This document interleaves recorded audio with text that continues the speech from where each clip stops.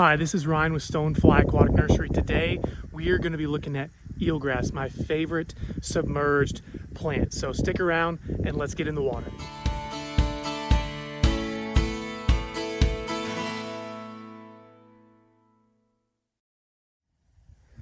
So this pond bank right here has a ton of square stem spike rush, and I usually am not on this side of the spike rush to look at the eel grass, but we are today. I'm in waders ready to go and look at this stuff. This is Vallisneria americana. This stand is about 2 years old, and it reaches all the way down there. We planted about 3 what I would call now flats of this eel grass about right here about 2-ish years ago. Both the flats that we did were around 1 by 1, 2 by 2 feet in size, and this stuff has done beautifully well. We can even see these white dots on top of the water. That's the male flower of this species. These are dioecious plants, so we have individuals that are males and then separate individuals that are females producing their own respective flowers.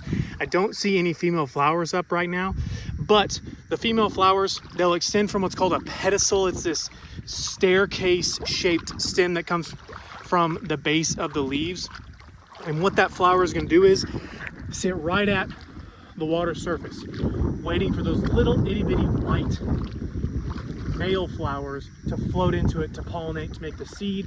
That seed will then turn into this almost green bean looking pod. Very cool plant, but it grows really well from rhizome spread, somewhat like you might see from irises or grasses and things like that. It'll grow these runners and spread really well.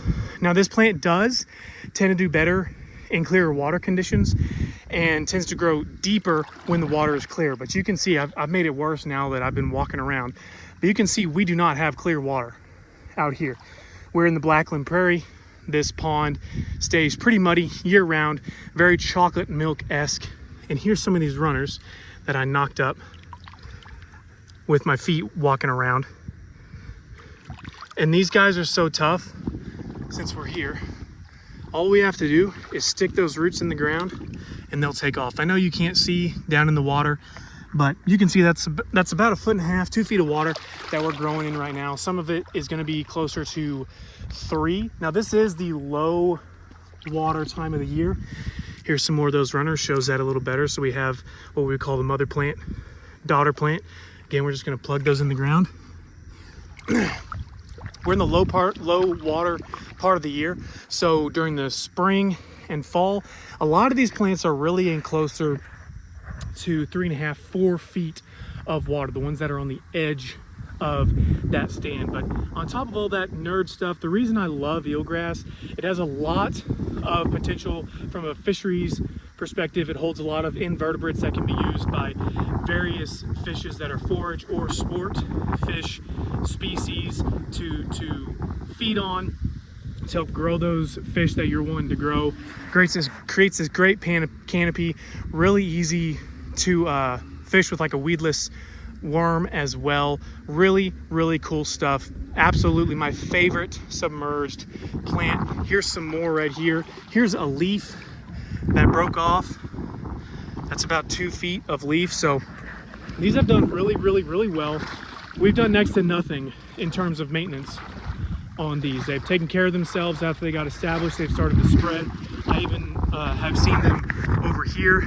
If we look way down there, there's a tupelo tree and some lilies. In front of those are some more eelgrass that have spread on their own. So hopefully this video was at least a little bit interesting. Maybe you learned a little something.